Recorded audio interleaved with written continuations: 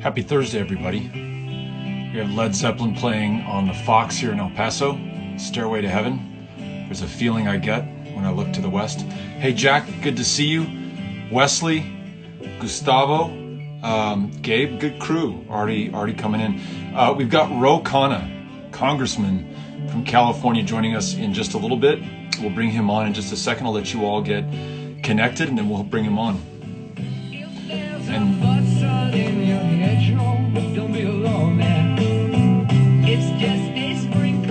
a couple things just to bring to your attention as we let Stairway to Heaven sink in.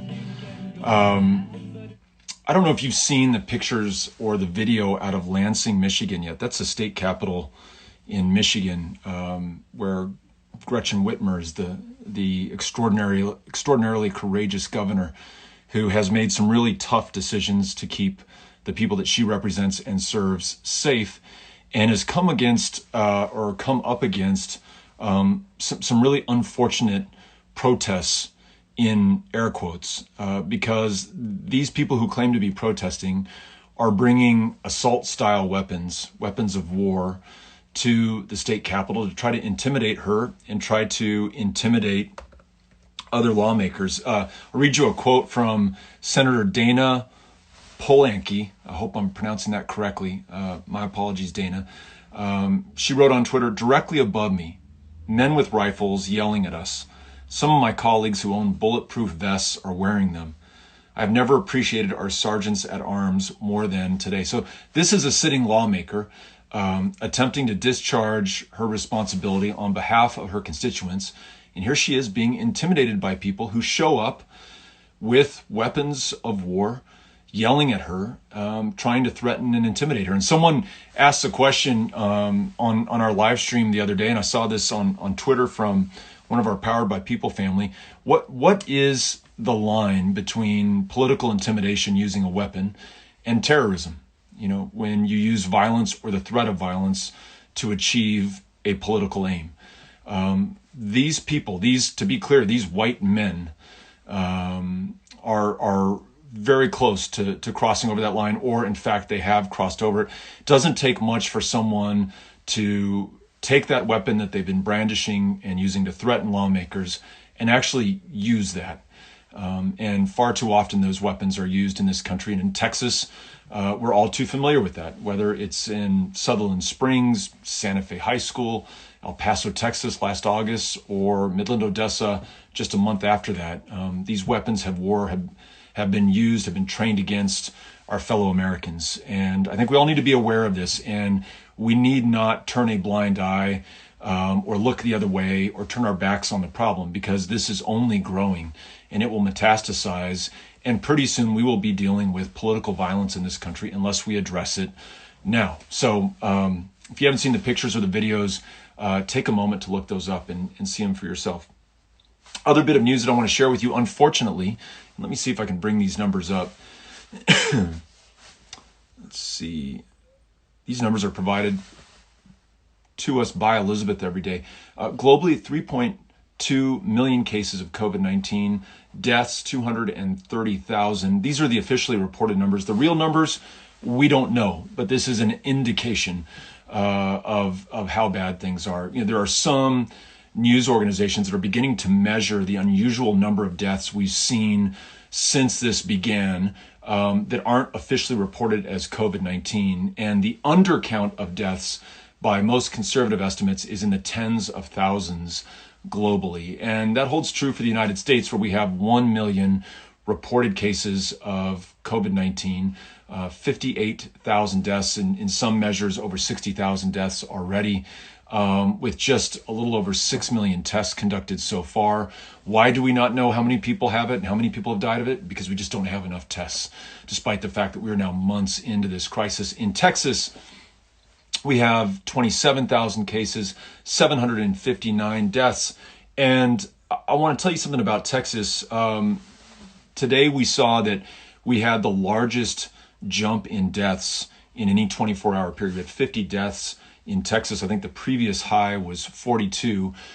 It's important to bear that in mind, not only because we want to take a moment to think about those who've lost their lives and the family members who grieve for them.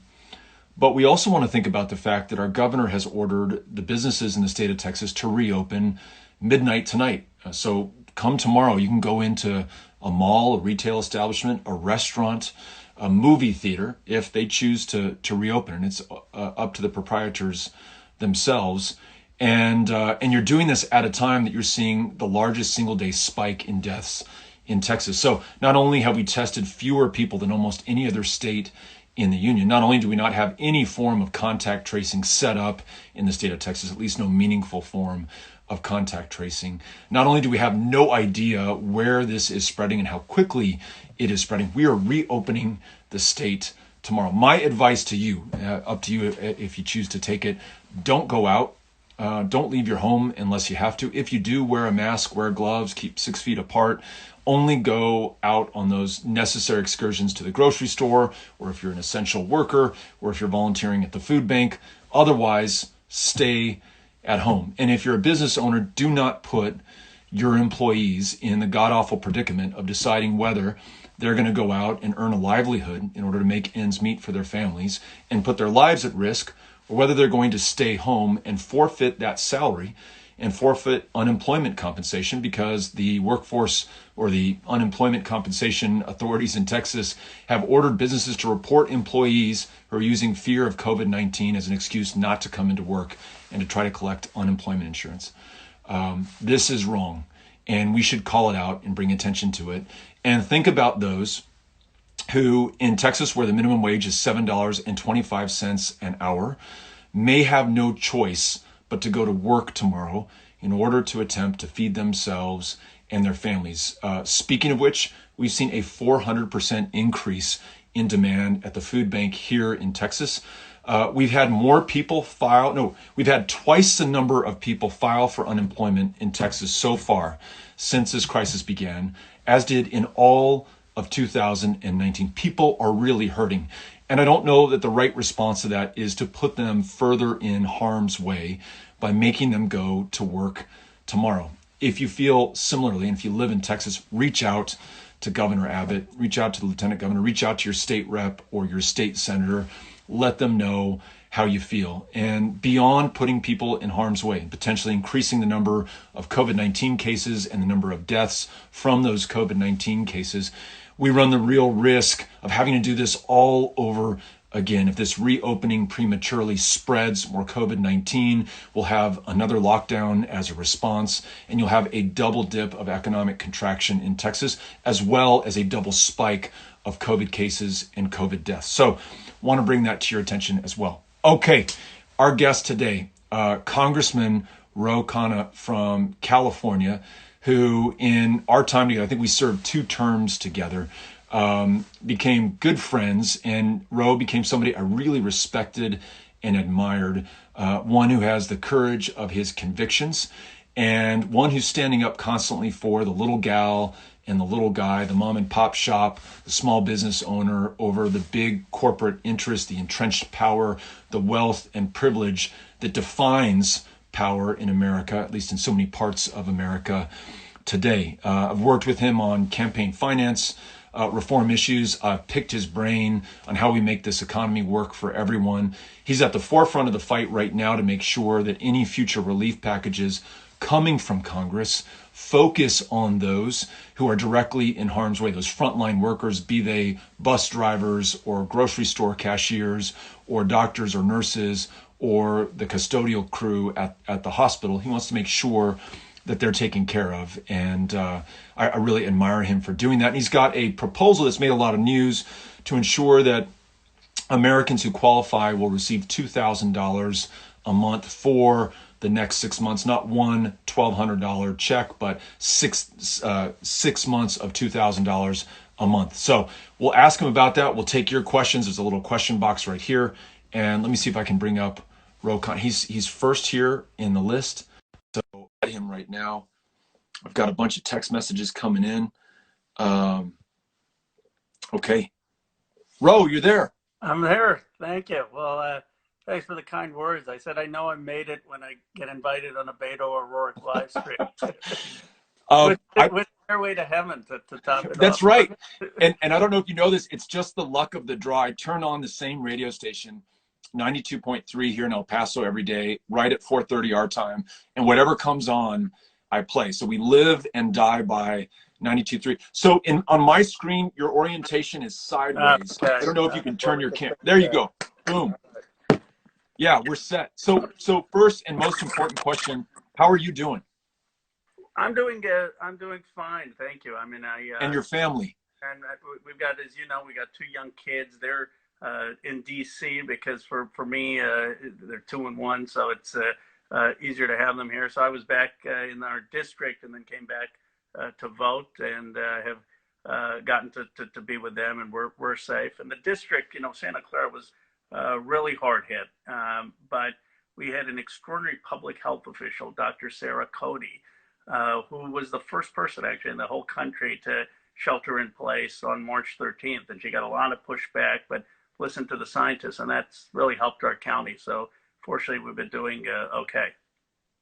It seems, and I haven't taken a comprehensive look at this, but it seems like those political jurisdictions, whether it's entire countries like Australia or New Zealand, or states like California or individual counties that shut down or sheltered in place early, seem to be doing the best jobs in terms of controlling the spread of COVID-19 and reducing the number of deaths. So we're always excited to see kind of tough, decisive political leadership when it really counts. Let me ask you about voting or conducting your responsibilities as a member of Congress. You have the responsibility to authorize money, to appropriate money, and then to oversee how that money is being spent. How do you do that when you literally cannot physically be together with your colleagues? And related question, in a typical O'Rourke 6-part question, related question, what do you think of the fact that the Senate is going to meet in person and the House has, for the time being, desisted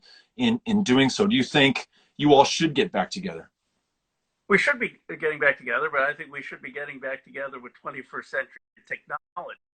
I mean, the idea that we don't have remote voting, that we can't have remote committee hearings is pretty silly.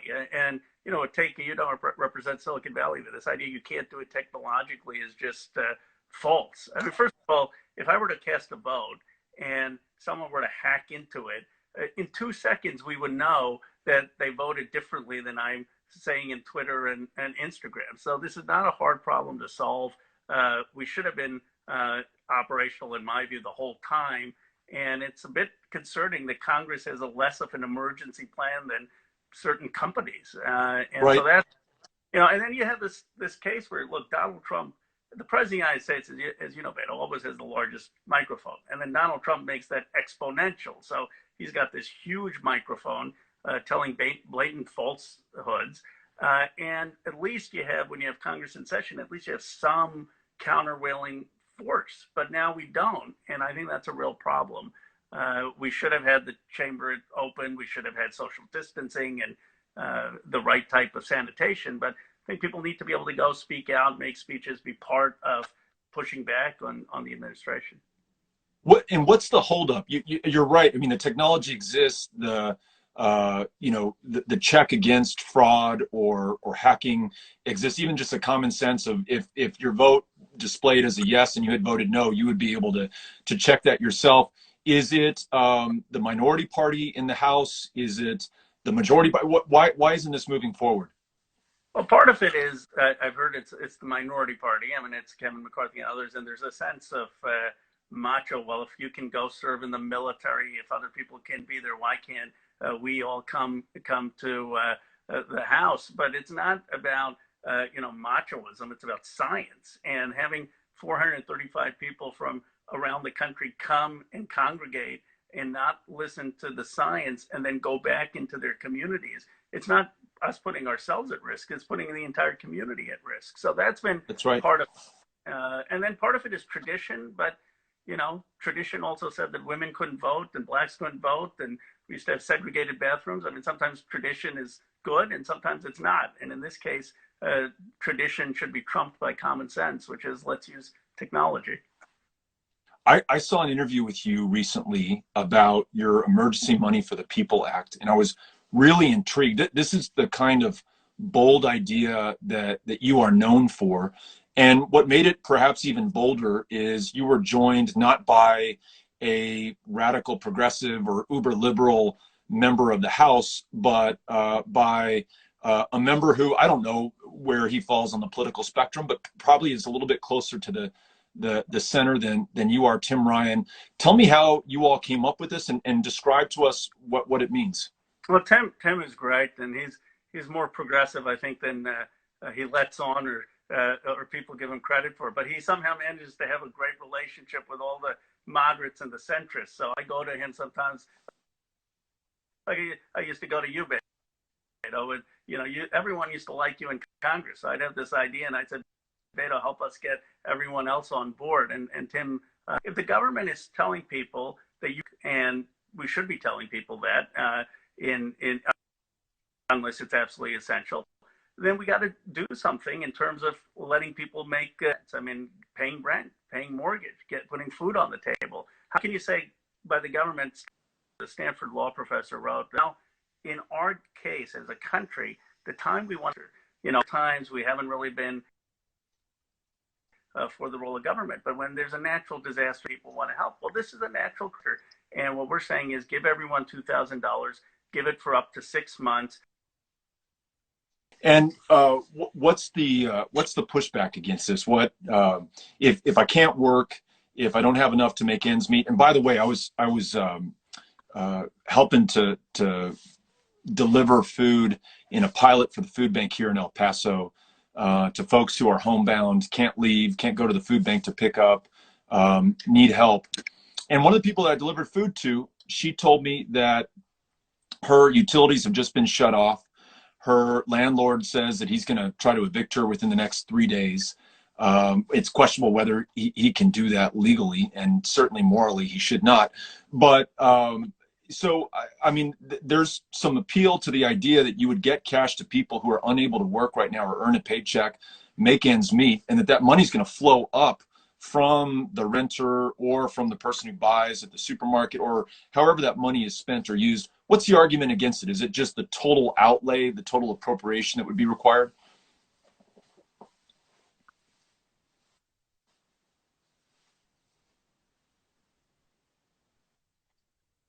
Yeah, no, I mean, that is the cost and the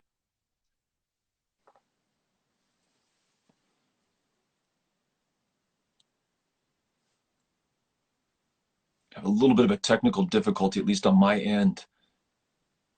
uh,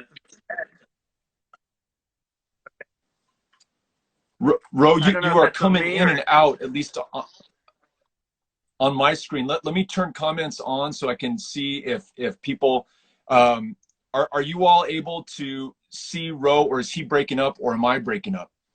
In other words, whose internet is better, Beto's or Ro's? it's embarrassing. I think we can see you now. Can Right. can you do us a favor? Can you adjust your camera so that your head reaches the top of your screen, and that way you're not blocked by the comments? There we go. Is that good? There we go. Yeah. All right, I you can hear. and I can hear you a little bit better now. Yeah, you dropped out. So you were answering my question, Yeah, but I heard your question. Yeah. is the concern just the cost? The concern is the cost. I mean, the cost is about 2 to 3 trillion, depending on where you put the breakout. But here's the thing. I mean, we're spending nearly $1 trillion on companies. The companies that have gotten some of this money are the ones who had connections with their bankers. They're not actually the restaurants and the small businesses. The Fed making, in my view, some of the similar mistakes that we made in the 2008 crisis, which is that the banks and the connected get bailed out, and then ordinary people are left with the brunt of the misery and the suffering. And, even the Fed has said that there could be 10, 12% unemployment, not for a few months, for years, possibly. I mean, when people are laid off, it's hard for them to then get a job, and businesses will be very reluctant. So I think this is money that is well spent. And as you pointed out, people are going to spend it. It's the best way to stimulate the economy. They won't put it in foreign bank accounts. They're not going to just sit on it or put it in the stock market. They're going to spend it on groceries. They're going to spend it to the landlord, so they're going to get some money. They're going to spend it on essential things that they need for their families. And if we were to talk about $1 trillion a year ago, most people might think that's crazy talk. We are now spending trillions of dollars to try to invigorate or catalyze the economy or keep it from sinking into a massive global depression. So, $1 trillion spent directly with people, $2 trillion spent directly with people, instead of trying to have that go through corporations or go through banks who, as you point out, are probably going to favor their best customers and clients before they look to the little gal and the little guy. It makes a lot of sense to me. Tell me what kind of feedback you're getting from your colleagues. And I read reporting related to your proposal that the Treasury Secretary at one point was interested in doing something like this, doing maybe up to $6,000 per American of direct cash outlays. Is there any administration support for your idea? I think there is. The irony is that the Democrats are responsible, right? I mean, imagine if Barack Obama were president in an election year. The Republicans wouldn't have given him a dime. And someone was telling me, I met someone, this is what's outrageous. Apparently the stimulus check that went, Donald Trump has sent a letter. Someone got a letter from Donald Trump saying, this is your stimulus check and this is for the COVID crisis. So, he's making a political advantage out of this, but they're open to it because they think it's in their political interest. We think it's the right thing to do for people. And even the speaker now has said that she's open to it. But Beto, you put it perfectly. I mean, the question isn't, are we going to spend trillions of dollars? The question is, the fact is we are spending trillions of dollars. The question is, who is that money going to go to? Is it going to go to the banks and the big corporations and to the connected businesses that know someone at Wells Fargo, Bank of America? Or should we just be fair about it and give it to most Americans and let them decide how to spend it? And I think it's pretty obvious what's the right approach. Let me ask you a question on an unrelated issue. I'm going to bring up a question from one of our viewers, and I mentioned this at the top. This is from Skylar. What are your thoughts on the protests going on across the country? And actually, it is related to what you're talking about. If we take the argument that people are making at face value, they're anxious and angry about having to stay home.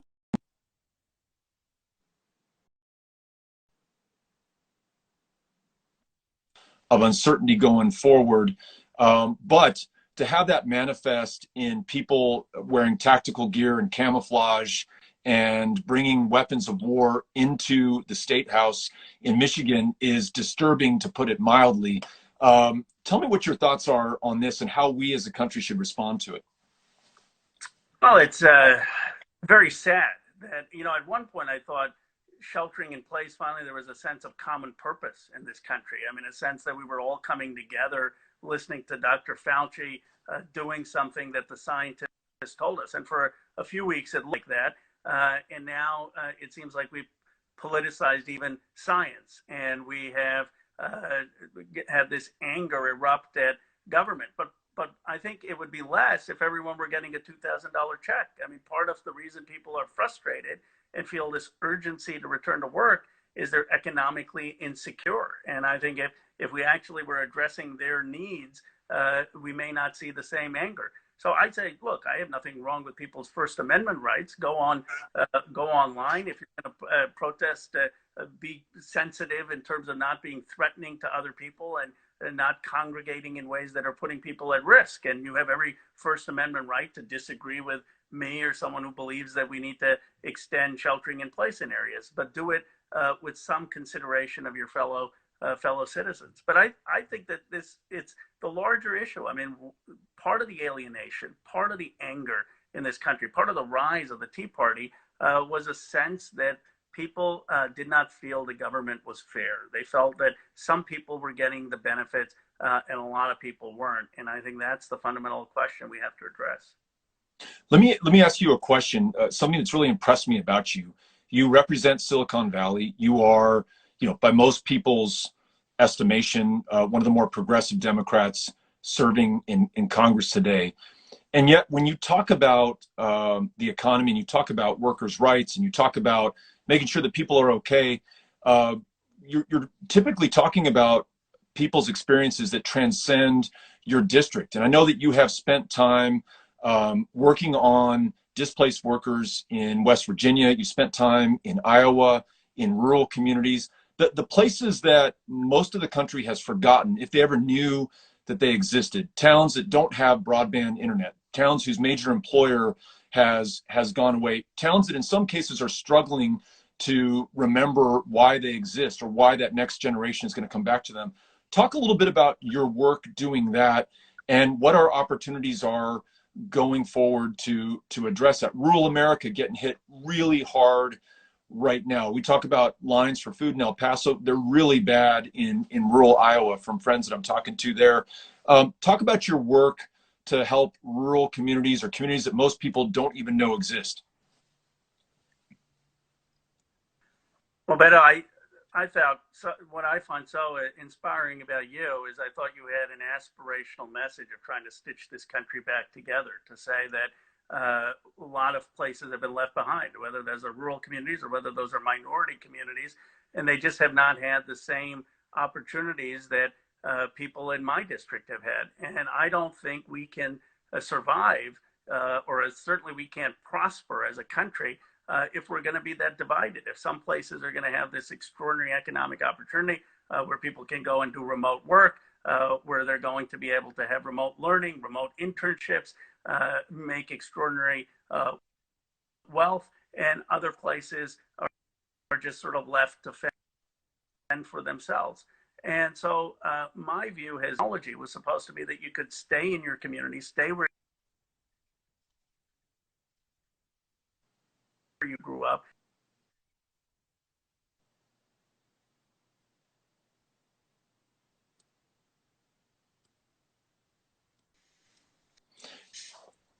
And you've got to think that we have both the wealth, the technological prowess, the ingenuity.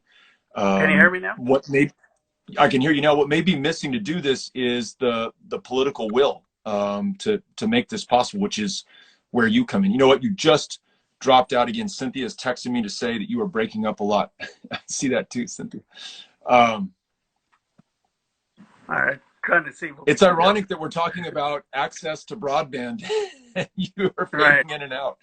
Um, so how about a big? I think both the president and the speaker have talked about a big infrastructure bill. Does that begin to address this, investing in technology infrastructure in these smaller communities and more rural parts of America?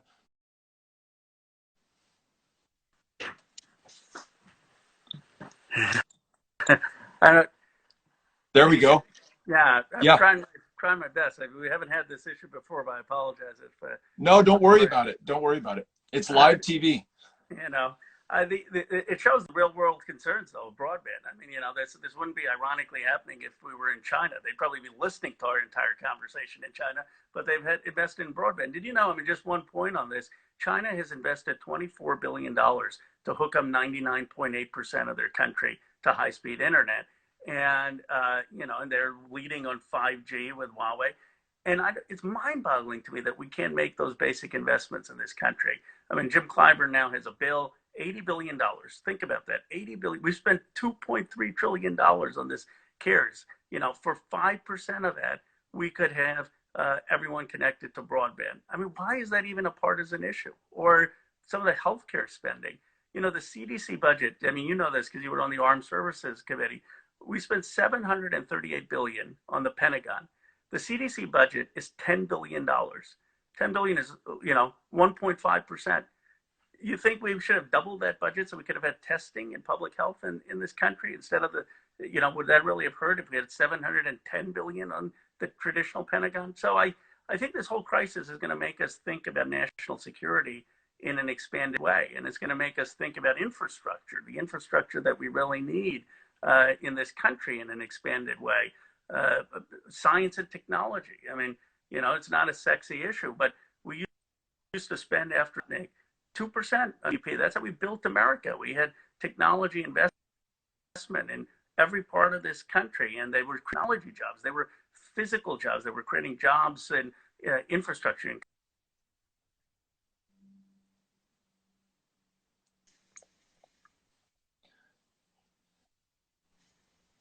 This may be a related question. Ms. Naturally is asking how much more mainstream has not taking PAC money become since you first started working on the issue when you first came to Congress, related to everything else we've talked about. Because why does the money go to some people and not others? Why do you have investment in some communities and not others? You really follow the money and it begins to reveal itself. How much has that changed in your time in Congress? Well, I should have. I mean, I give you a lot of credit. I mean, we founded the No PAC Caucus, and then no one knew what it was, and then your campaign exploded, and everyone knew that not taking PAC money was not just morally correct. It was actually politically smart, that you could assure people that you were in it for the common good. Now, I don't have any judgment. I don't think you or I were any morally better than the other, people serving in Congress. The problem is that that we need to have some form of making every voter a donor. So you give everyone $50, $100 that they can give to campaigns, so people can raise the money without having to rely on these PACs. And I think if we can get more people participating online, and you did it, of course, Bernie Sanders did it. We've seen some people do it successfully. But if we can do it in a way that we give people the resources to be able to support candidates, we can lessen the influence of these PACs. And these PACs, the questioner was absolutely right. I mean, these PACs are distorting our policy. I mean, they're distorting where the money goes on defense. They're distorting where the money goes to telecoms, and they're hurting us from helping the public good. I've got to tell you, and we'll let you go, but I got to tell you, just hearing you answer these questions, knowing what you're working on, listening to the thoughtful, intelligent way that you approach these issues.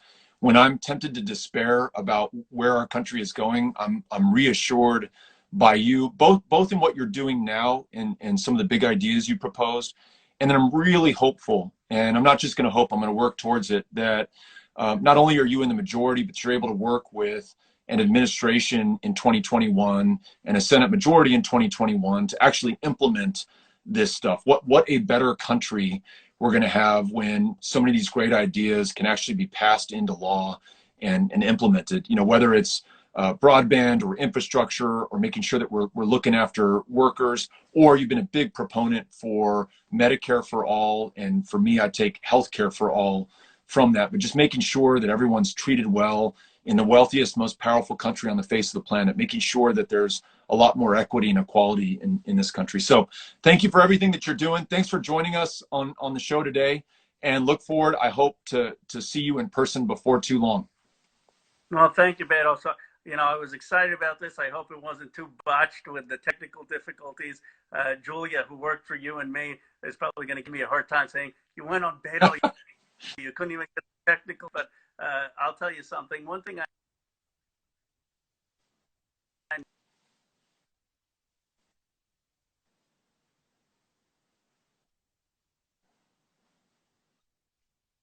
you is there were a lot of people. Obviously, I supported Bernie Sanders in the campaign. All the 25 candidates.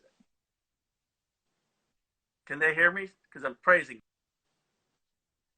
They should hear me when I'm praising. Yeah, I know. This is where everyone needs to listen. Or can you still hear me? Yeah, of course. Yeah.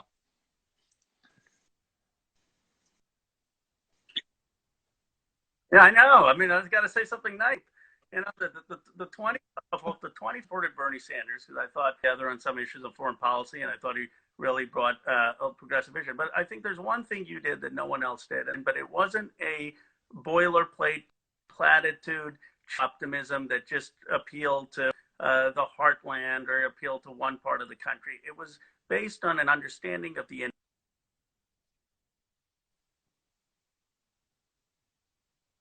yet having a realistic understanding of the racial inequities, of the historical discrimination, of the problems we faced, of working class folks being left out, having a understanding of all of the problems and confronting them head on.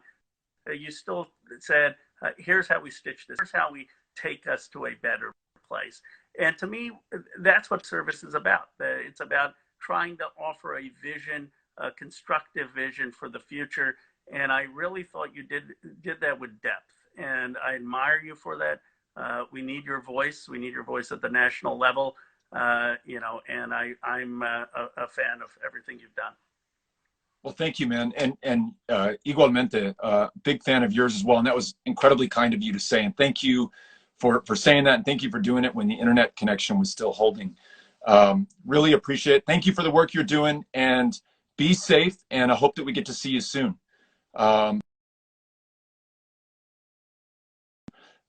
Super nice of him to join us. Ro, thank you. And next time we do this, we're going to have a better connection so we can get more of Ro and you can ask some more questions. I just gotta call your attention to this comment that came up. I pinned it at the bottom of the screen. It's from Sarah Ann Duenas, who says, I did chemo infusion today. It was a little sad I had to go alone, but better safe. Sarah, I hate to hear you having to do this and to do it alone by yourself. I want you to know that we're all with you, and I'm glad you said this in the comments so that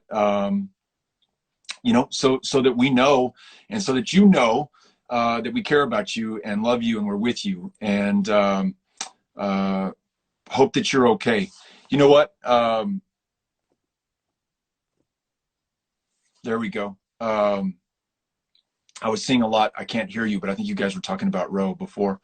So Sarah Ann, we wish you all the best. And if you don't mind, as we continue to connect over Instagram, continue to tell us how you're doing and let us know what your progress is. And Sarah, I don't know if you see this, there's a lot of love for you in the comments. A lot of people saying that they're with you and that they're sending their love. I'll try to do some rapid fire questions since you all are really patient with some of those technical difficulties. Again, Ro Khanna, thanks for coming on. Ruth says, do you think the Senate is making a mistake convening in DC? Yes. Ro said it better than I could, but you're asking people to literally come from every single part of the country, come together, potentially be exposed to each other's, viruses, including COVID-19, and then take them back to wherever they came from. It doesn't make sense for the House, doesn't make sense for the Senate. What does make sense is allowing people to vote and convene committee hearings using Zoom or other technologies like that.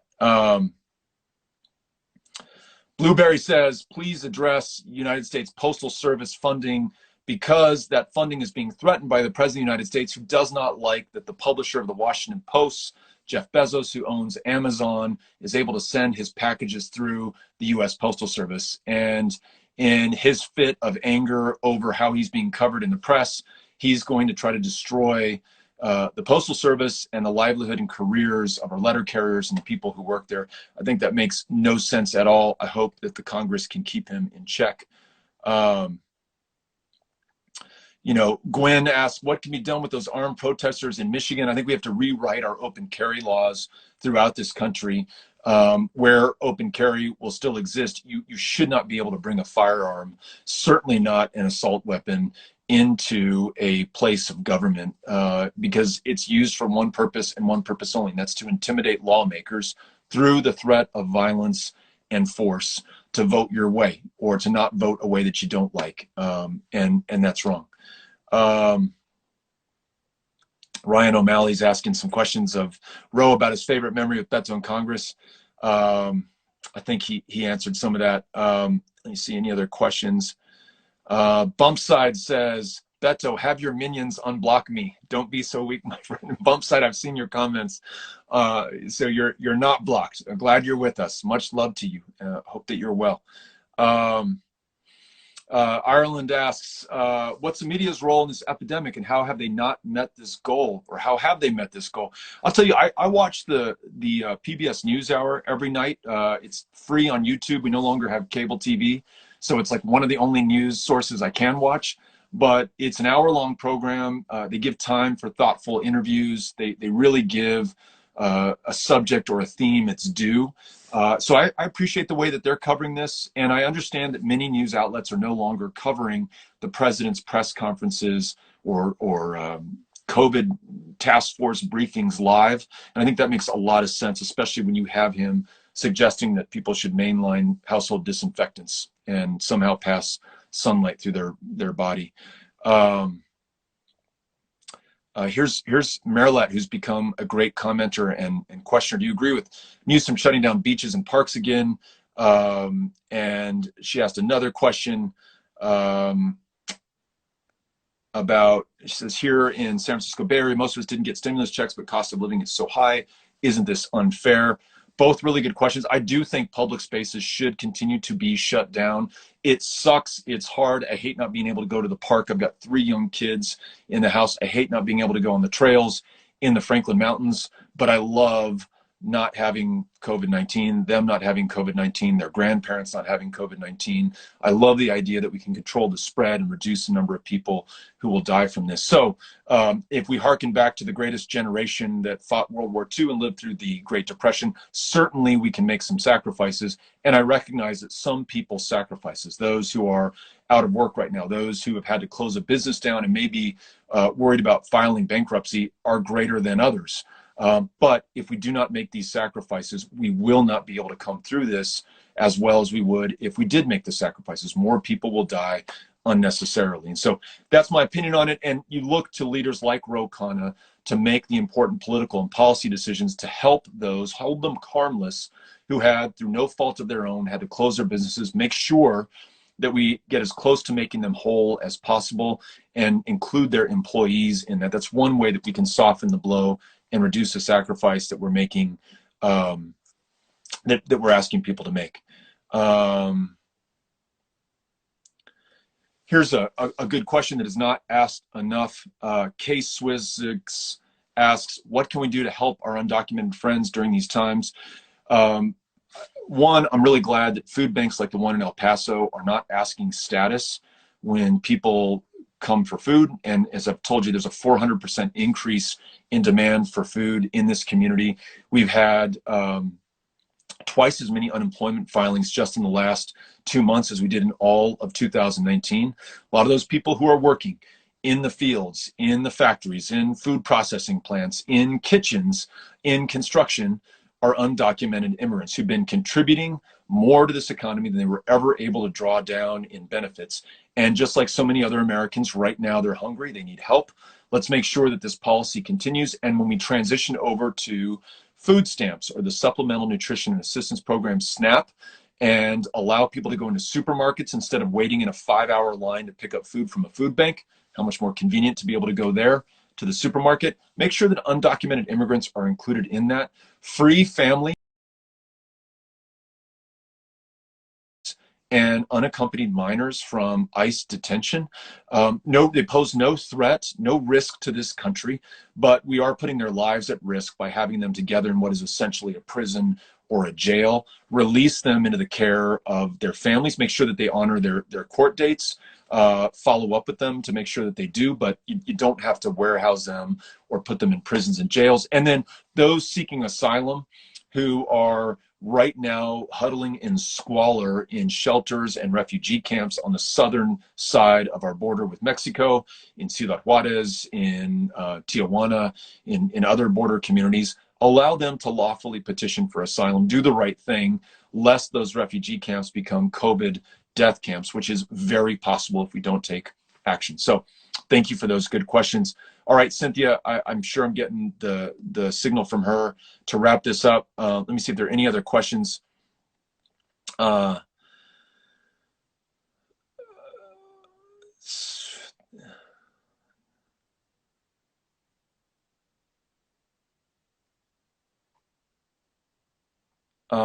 Last thing, what volunteer opportunities are available here in Texas for Powered by People?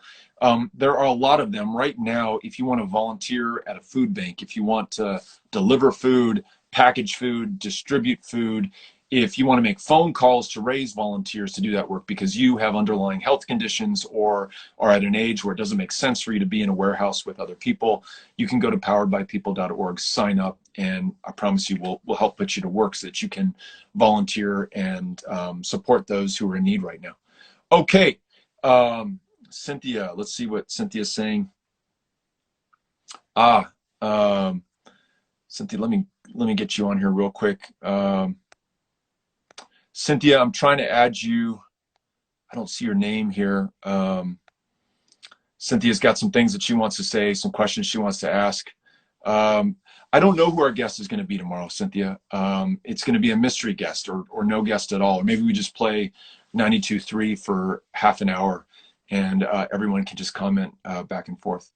Bumpside, it says, have Dan Crenshaw on. Probably not a bad idea. Maybe even better is to have Seema Lajevardian, who is running to unseat Dan Crenshaw. Dan Crenshaw, one of the most reliable mouthpieces for Donald Trump. Donald Trump, who squandered months of warnings about the spread of COVID-19, didn't get the tests or the PPE or the ventilators, has the United States representing 1/3 of all the cases on planet Earth are in our country right now. Though we represent only 4% of the globe's population, Dan Crenshaw, Donald Trump have a lot of explaining to do. And there's an amazing person who wants to represent that community and I think do a better job of helping to save lives. That's Seema Lajevardian. Maybe we have him, maybe we have her on, maybe we have them both. TM says, Seema is the greatest of all time. I love that. Okay, I guess that's it. We'll see you all tomorrow. And thanks for joining us again. And Ro, if you're still listening, thank you for being on. We'll get you back again with a better connection. Cynthia, before we have Ro on again, would love for you to fly out to his place, check the connections, restart the router, call his local provider, make sure that everything's okay, and then we have him on again. All right, we'll see you all mañana. Gracias.